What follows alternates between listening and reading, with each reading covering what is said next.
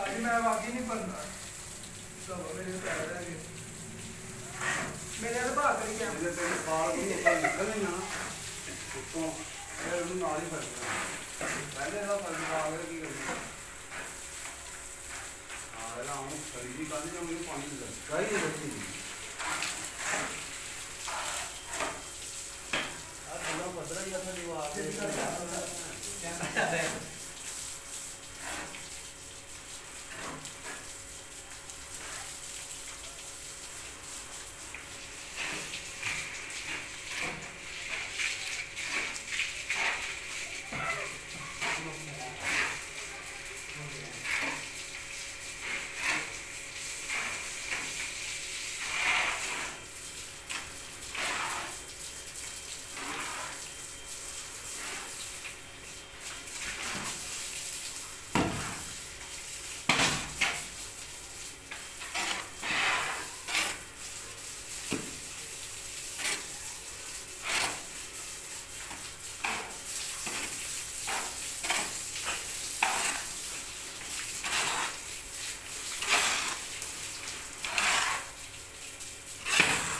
चल गया